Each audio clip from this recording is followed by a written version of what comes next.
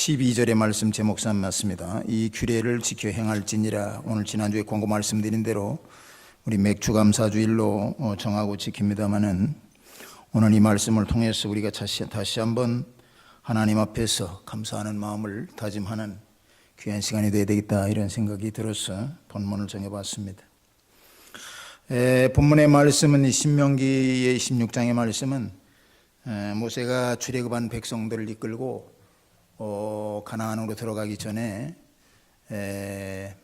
백성들을 마지막으로 설교하는 장면이에요. 백성들 앞에 설교해. 너희들이 가나안에 들어가서 지켜야 될 절기는 이런 것들이다, 이렇게 당부하는 내용인데, 오늘 10절에 내 하나님 앞에 77절을 지키되. 77절, 지금 우리 요새 말로는 맥추절인데 맥추절을 지키라고 말씀하시고, 또 이 본문에 대응하는 레위기 23장 14절에는 대대로 지킬 영원한 규례, 이렇게 말씀했어요. 맥추절을 율법에 정하신 이유가 뭐냐? 율법, 법에 정했어요. 우리가 이 속된 말로 클래식이라는 말을 쓰잖아요. 클래식이다. 클래식이라는 말은 여러분은 어떻게 이해합니까? 클래식, 음악을 들을 때 클래식 음악, 바하나 모차르트나 베토벤이 작곡한 음악, 이게 클래식이다.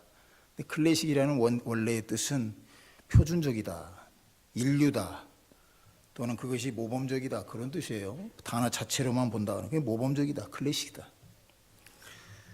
우리 삶이, 하나님께서 우리 인간이 살면서 지켜야 될 규례로 주셨다는 거예요. 모범으로, 클래식으로 주셨어요. 우리 인간이라고 하는 것은 자기 생각대로 사는 거 아닙니까? 규칙이 없어요. 자연인으로 놔두면 자기 생각대로 하고 자기 멋대로 하고 자기 의사대로 하는 거예요. 그렇죠? 하나님께서는 우리 인간에게 이렇게 사는 것이 옳다라고 주신 것이 규례요, 율법이에요. 율이라고 하는 한자는 율동이다, 리듬이다 말이에요. 파장이 일정해. 율이라는 말은 그렇죠? 법이라는 건 물과 같이 흘러가는 거예요. 근데 우리가 예를 들어서 우리의 삶이 율동의 삶이 아니면 그 반대는 뭘까요? 난동의 삶이에요. 율의 반대는 난이야. 흐트러지는 생활이 되고 흐트러지는 움직임이 되는 거예요. 일정한 규칙 속에 있질 않아요. 우리가 클래식으로 돌아간다고 하는 거, 우리 학교 다닐 때는 선생님들이 고전을 가까이 해라, 이런 얘기 하잖아요. 고전 가운데 고전이 성경이에요. 하나님이 주셨어요. 우리 인간의 생활을 규정하는 최종의 규례, 이대로 살아야 돼요. 우리가 어떤 일을 만나잖아요. 만나서 내 생활에서 반성하고 내가 정말로 생활을 새롭게 고치고 새로운 다짐으로 서야 되겠다, 여기로 돌아와야 돼. 어디를 갔든 여기를 돌아와야 돼요. 이게 중요해.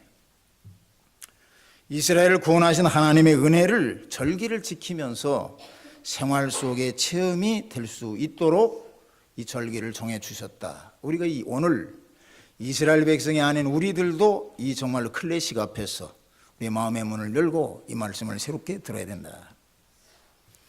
우리가 맥추절이라는 말인데, 맥추절이라고 하는 거 어떻게 들어야 돼? 어떻게 지켜야 되느냐? 이 12절에 너는, 오늘 12절 본문 말씀 보겠습니다. 너는 애굽에서 종되었던 것을 기억하고 이 규례를 지켜 행할지니라.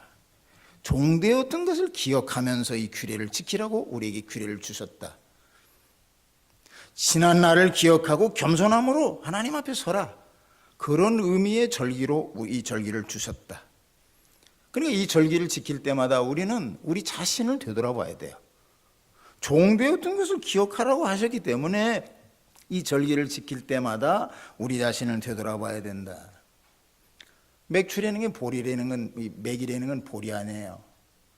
우리 과거에 50년대, 60년대, 70년대까지만 해도 보릿고개라는 게 있었습니다. 보릿고개.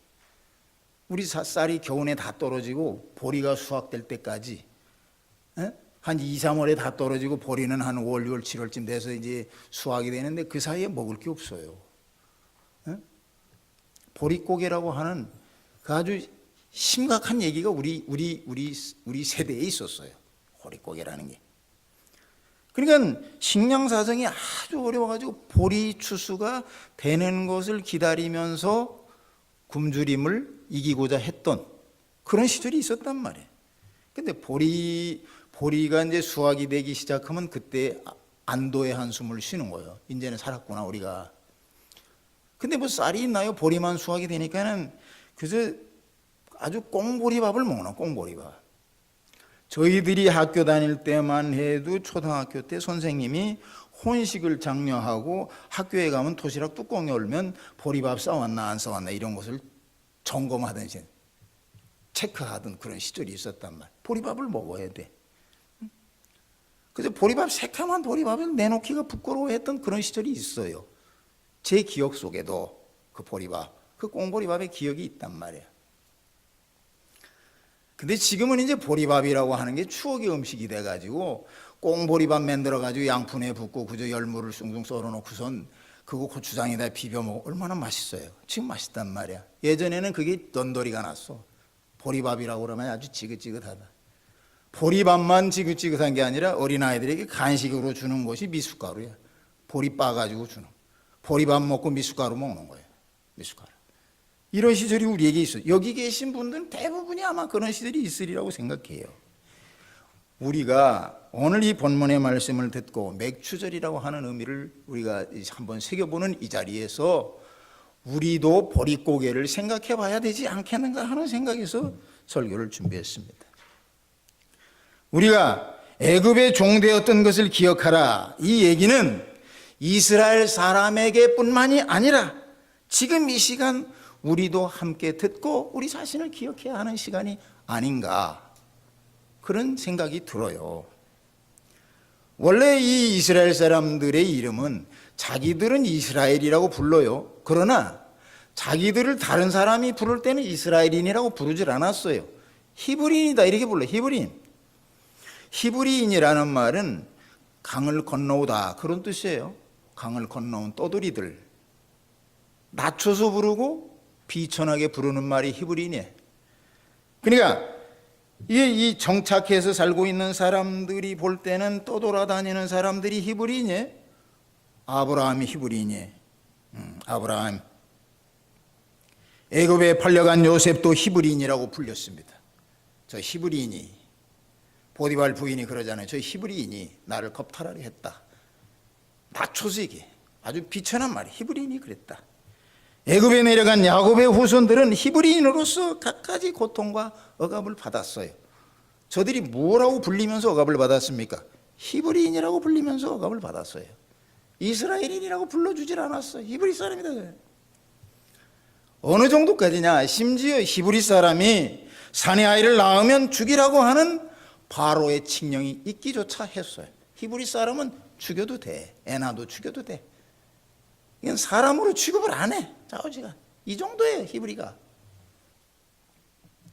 떠돌이로 돌아다니던 비천한 종의 신분임을 알아야 된다. 오늘 이 12절의 말씀. 너는 애굽에서 종되었던 것을 기억하고 이 규례를 지켜 행할지니라. 주님이 이렇게 말씀했단 말이에요. 그러니까 맥추절이라고 하는 것이 보리를 수확하면서 하나님께 우리가 이 말씀대로라면 우리가 종되었던 것을 기억하는 절기예요. 우리가 과거에는 이렇게 살았다. 우리가 사람이라고 하는 왜 이런 규례를 우리에게 주셨을까요? 우리가 우리 속담에 개구리 올챙이 쪽 모른다 이런 속담이 있단 말이에요. 과거를 잊어버려요. 내가 무엇이었는가를 잊어버려요. 현재의 내가 다인 줄 알아. 여러분들이 현재 여러분들이 있기까지 뒤에 누더기와 같은 여러 가지 어려운 일들이 얼마나 많이 있었어요. 이것을 우리가 기억해야 돼요. 자기를 잊기 때문에 교만에 빠지는, 내가 누구인지를 잊기 때문에 교만에 빠져요. 우리가 교만하다고 하는 것은 교만해지면 마음이 높아져. 마음이 높아지면은 그냥 미끄러져요. 모든 에너지는 두 가지. 에너지의 총량은 E라고 하는 게 일정입니다. 에너지는 위치 에너지와 운동 에너지. 위치 에너지가 커지면 운동 에너지. 위치 에너지가 커지면 운동 에너지로 이제 운동 에너지가 이게 바뀌는 거예요. 그러면은 자꾸만 위치가 높아지잖아요. 그러면은 이게 떨어져서 운동 에너지로 자꾸 바뀌는 경향이 심해져. 자꾸 높여놔 보세요. 떨어지면서 생기는 게 운동 에너지.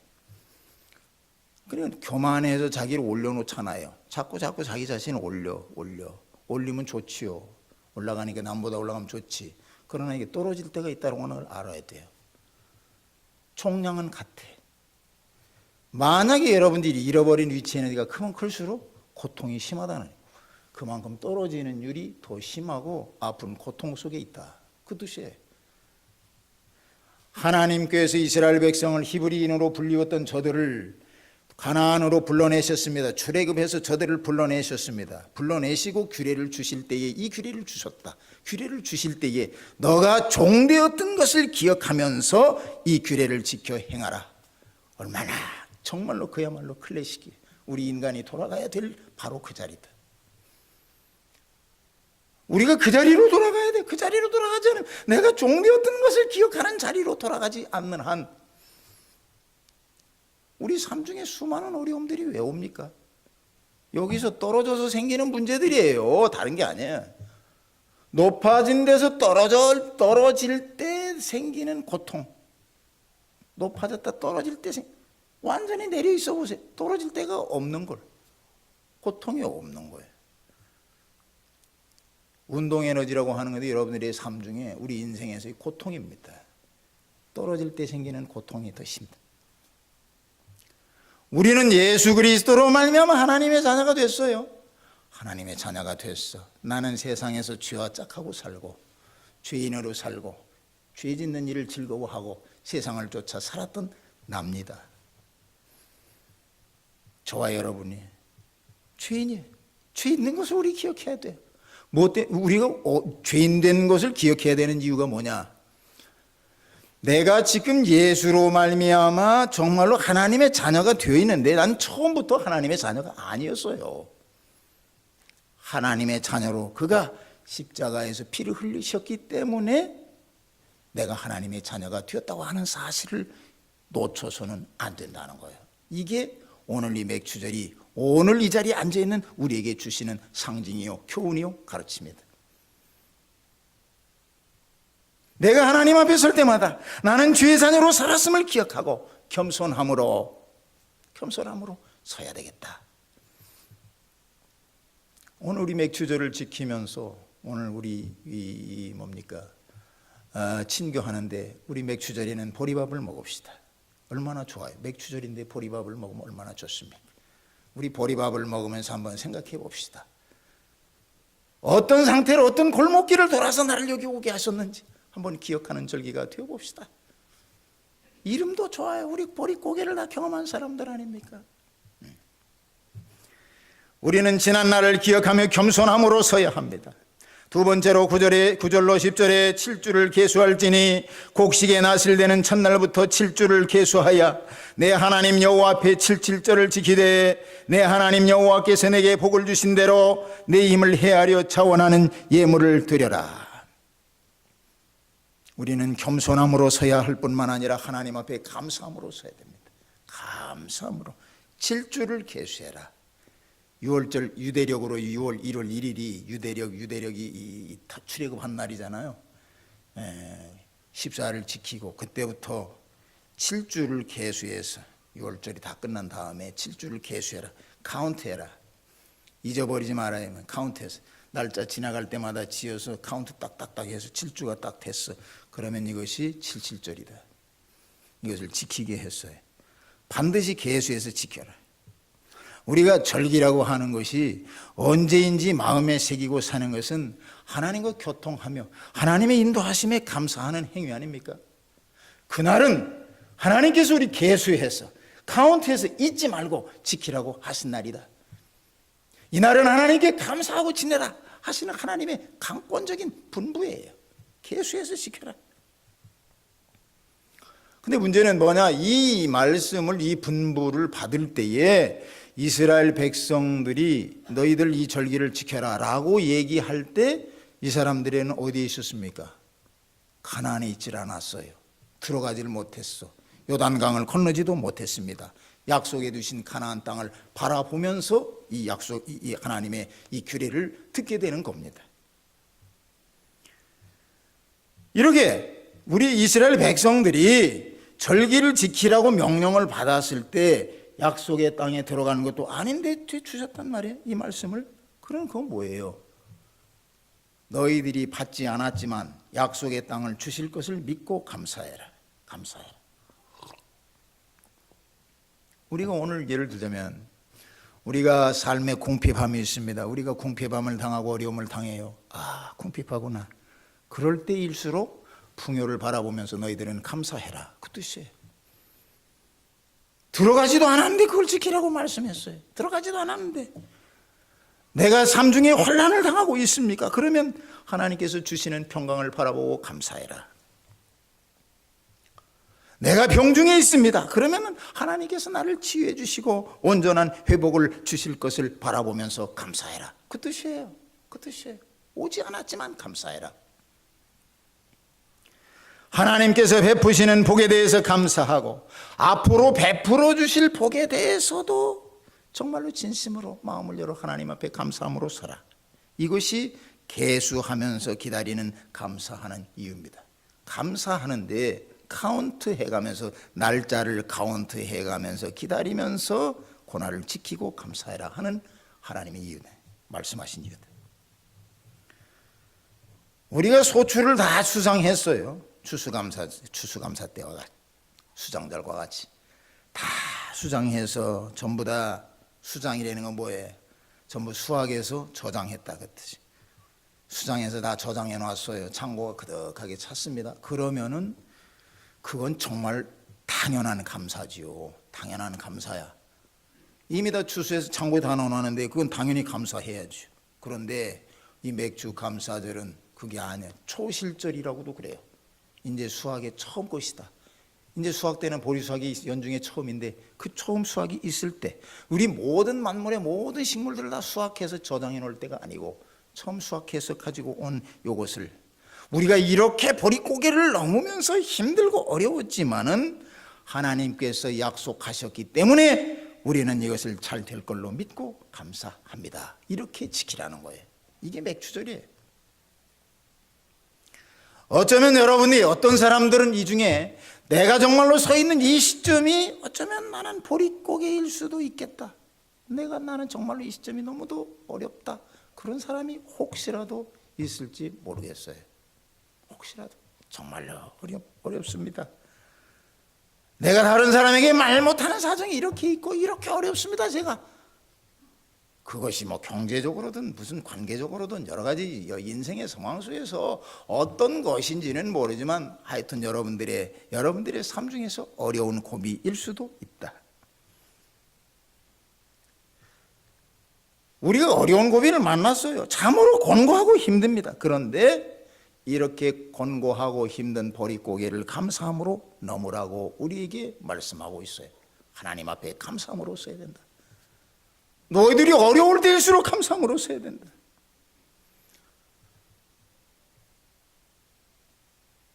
주의 종 하박국은 이렇게 고백합니다. 비록 무화과 나무가 무성치 못하며 포도나무에 열매가 없으며 감람나무에 소출이 없으며 밭에 식물이 없으며 양이 없으며 외양간에 소가 없을지라도 나는 여호와를 인하여 즐거워하며 나의 구원의 하나님을 인하여 기뻐하리로다.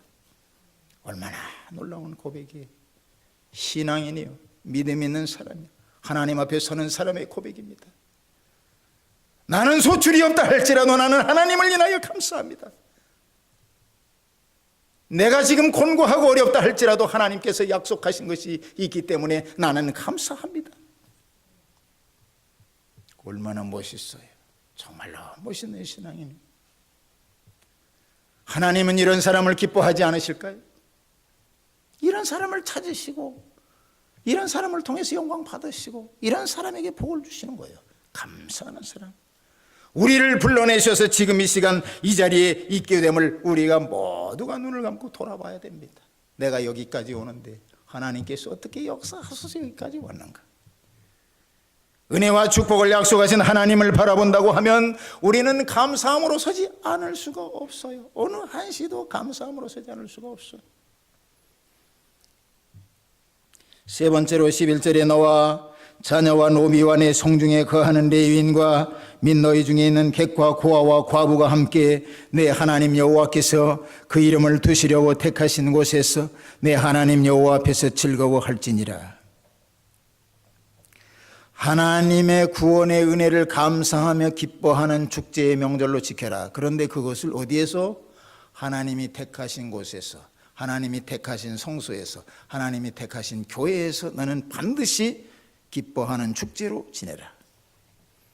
이것이 클래식이에요.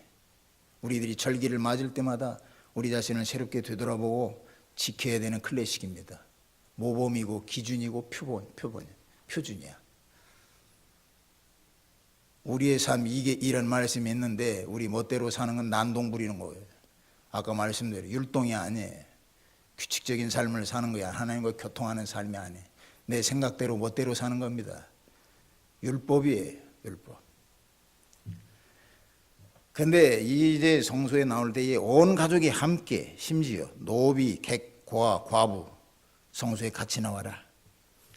여기서 우리가 얘기를 접고 우리 사회에 많은 수많은 문제들이 어디에 생깁니까? 우리들의 문제가 어디에 생겨요? 가정에서 생겨요. 우리들의 문제는 가정에서 생깁니다. 가정에서 출발해. 왜? 가정에서 왜 생깁니까? 부모와 자식의 관계가 끊어져서 생겨요. 이것들의 문제예요. 이것들이 누적돼서 사회 문제 생기고 교회 문제 생기고 모든 문제가 거기서 생겨요. 오늘 여기에다 시크릿 비결을 주셨어요. 너희들이 너와 내 자녀와 분명히 말씀했어요. 이 절기를 지킬 때 내 자녀와 함께 나와라. 이 절기를 지킬 때 너와 내 노비가 함께 나와라. 이 성중에 거하는 모든 레위인이 함께 나와라. 객과 고아와 과부가 함께 하나님 앞에 나와라. 우리 삶의 근원적인 문제를 해결하는 솔루션으로 우리에게 주신 거예요. 우리가 손을 잡고 주님 앞에 나올 때 해결되는 거예요. 우리 모든 문제가 가정에서 생긴다고 하면 그것은 무엇입니까? 가정 앞에서 우리 자녀들을 데리고 하나님 앞에 나오는 것이 첫 번째 해결이에요. 첫 번째 해결. 이것을 뒤로 하고 다른 데서 아무리 해결해 보려고 해도 안 돼요. 왜? 이것이 규례니까. 이렇게 하라고 했어요. 하나님 말씀하신 이 규례대로만 해야 돼요. 이 규례대로 하라고 했어요. 하나님 앞에서 해야 돼. 하나님 앞에. 부모와 자식이 함께 하지 못함으로 말미암는 가족의 고통, 또 소외와 차별로 말미암아서 이웃과 함께 하지 못함으로 생기는 사회적인 여러 가지 모순과 불합리 수없이 많은데 오늘 주님께서 말씀했어요. 자녀와 함께, 노비와 함께, 객과 고아와 과부, 소외된 모든 사람들을 함께 주의 전으로 불러 모아서 함께 예배해라, 감사해라. 또 다른 해결책이 있을까요? 또 다른 해결. 정치하는 사람들이 정치한다고 여기에 귀를 기울여야 돼. 어떻게 해야만 이 세상의 모든 문제가 근원적으로 치유되는가를 분명히 여기서 들어야 된다.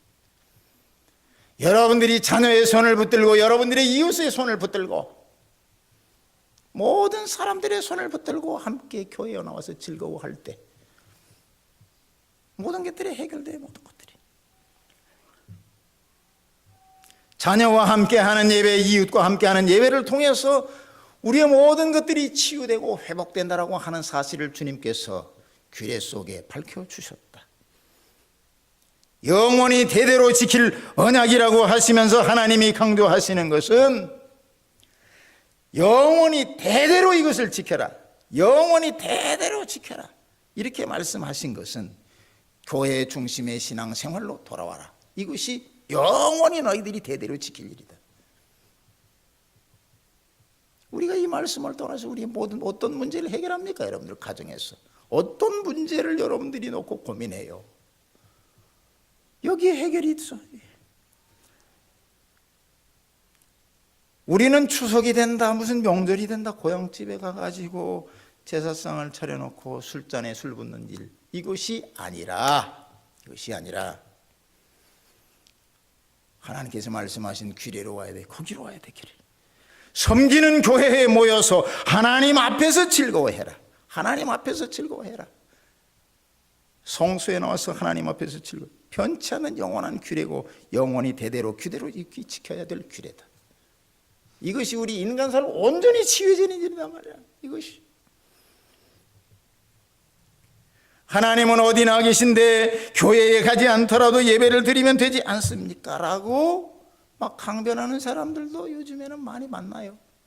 하나님 다 계신데 뭐 집에도 있고 다 있는데 뭐 교회만 가야 됩니다. 같습니까? 그것은 하나님의 뜻을 모르는 인간적인 궤변이에요. 오늘 주님이 그렇게 말씀 안 했어요. 그렇게 자기 생각을 말하는 거지 주님은 그렇게 말씀하지 않았다. 하나님은 어디든지 다 계시지만 반드시 성소에 나와라 말씀했어요. 반드시 성소에 나와라. 히브리서 10장 25절에 모이기를 패하는 어떤 사람들의 습관과 같이 하지 말고 오직 권하여 그날이 가까움을 볼수록 더욱 그리하자. 주의 전에 모이기를 힘쓰는 일이 돼야 된다. 우리 지난 수요 시간에도 그런 얘기했어요. 우리 동양적인 사고는 수평적이고 관계적이에요. 그림을 그리면 붓을 쥐어주면은 옆으로 붙이려 하는 겁니다. 이게 동양적인 사고예요. 모든 것을 수평적으로 관계적으로 해석해. 서구 사람들의 서구 사상은 뭐냐? 수직적이고 이성적이야. 위에서 붙이라라고 하면 위에서부터 그려 이렇게. 도화지를 다 주면은 옆으로 그릴 수도 있고 내려 그릴 수도 있어요. 동양 사상과 서구 사상은 방법 자체가 달라. 접근이 달라. 우리 기독교는 어떠느냐? 초월적이고 계시적이야. 평면에다 놓고 그리는, 평면에다 놓고 이렇게 그리냐 이렇게 그리냐라 위에서 부어주시는 은혜로 그리는 거예요. 믿습니까? 믿습니까? 부어주시는, 계시적으로 부어주셔. 성령의 기름 부으심이라는 말이 있잖아요. 우리 모든 것은 주님께서는 초월적이. 이것은 좌로 그러든 우로 그러든 문제가 아니에요. 위에서 부어주시니까. 위에서 부어주신다. 절개를 명하신 하나님의 심정을 가지고 그 심정을 가지고 오늘 이 말씀을 하시는 하나님의 심정은 어떤 심정이었을까? 이 심정을 가지고 나를 들어봐야 된다. 우리의 심령이 세상과 더불어 있으면서 완악해졌어요. 무디어졌습니다. 웬만한 얘기를 들어야 감동이 없어요. 감동. 왜? 죽었어. 전에도 말씀드렸잖아요. 살아있는 것은 움직인다. 움직이는 건 방향성이 있다. 살아있는 건 움직이게 돼 있어요. 죽은 것은 안 움직여. 움직이는 것은 방향성이 있다. 우리 인간은 어디로 움직입니까? 내 생각대로 움직여. 내 생각대로. 오늘 주시는 말씀 이 규례, 하나님께서 이 말씀을 하신 하나님의 심정을 가지고 우리가 다시 한번 되돌아봐야 된다. 이스라엘 사람들이 무슨 지금 추수감사주일도 아닌데 목사님 맥추감사는 무슨 맥추감사입니까? 여러분들이 보리 농사를 짓기 때문에 맥추감사를 하라는 겁니까? 농사도 짓지 않는데 무슨 놈의 감사예요. 감사는. 자, 그러면 우리가 얘기를 여기서 접고, 그건 구약시대에 농사 짓는 사람들 얘기니까 우리하고는 관계없습니다. I don't care. 우리는 관계없습니다. 그러면 이렇게 한번 생각해 봅시다. 우리가 하나님 앞에 서는데 절기 말고 매일매일 감사로 선다고 하면 그건 안 되는 겁니까? 왜 안 됩니까? 그건 매일 감사로 하면 왜 안 돼요? 농사를 안 지면 감사 안 해도 되고, 농사하는 사람 얘기입니까? 그 얘기 지금 농사 짓는 사람에 대해서만 이 얘기를 써놓는 얘기입니까? 이 시대를 넘어서 우리에게 하나님께서 말씀하시고자 하시는 것이 무엇입니까? 그것을 우리가 들어야 돼요. 미국의 그리스도 연합교회라는 교회가 있는데, 그리스도 연합교회에서는 이런 운동을 한다고 그래. 하루에 12번 감사하자. 12번. 하루에 12번 감사하는, 아니 1년에 감사주일 몇 번 있는 것도 왜 우리가 농사 짓는데 그걸 해야 됩니까? 하는 사람이 있다면 우리 정말 이 시간 정말로 새롭게 그 말씀 들어봐야 되겠는데, 제가 한번 읽어보겠습니다. 아침에 일어나면 새로운 시간 주심에 감사해라. 아침 식사 시간에 음식을 보면서 감사해라. 주신 하나님께 감사해라. 일터에 출근하면서는 움직이는 기쁨에 감사해라. 일할 때 일터에 가서 일할 때는 일하는 보람에 감사해라. 일하면서 비판이나 압력을 받을 때, 스트레스를 받을 때 도전을 주시는 하나님께 감사해라. 도전 주신 하나님께 감사해라. 칭찬을 받거들랑 칭찬을 받았을 때 그 만족함 때문에 감사해라. 점심때가 되어서 우리에게 점심 식사를 주실 때 대화할 수 있는 동료가 있음을 감사해라.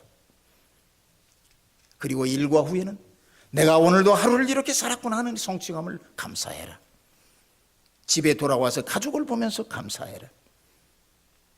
신문과 TV를 보면서 여가 주심을 감사해라. 침실에 들어가면서 잠을 주신 하나님께 감사해라. 내가 꿈을 꿀 수 있다고 하는, 꿈속에서도 내가 생명을 가지고 하나님과 교통할 수 있다고 하는 은혜를 감사해라. 그래서 12가지를 감사해라. 일어나서부터 잘 때까지 감사. 모든 게 감사. 오늘 우리 주신 하나님의 말씀은 이렇습니다. 너희는 자원하는 예물을 힘껏 드리며 감사 생활을 힘쓰라. 너희는 소외되었던 종이었음을 알고 겸손함으로 살아. 너희는 교회로 모여 성소로 모여 하나님 앞에서 예배하며 즐거워하라. 이것이 주님이 규례를 주신 목적이에요. 하나님이 주신 은혜에 대한 감사로부터 우리 신앙생활은 시작하고, 그래서 믿음의 수준은 감사의 수준과 비례한다고 그래요.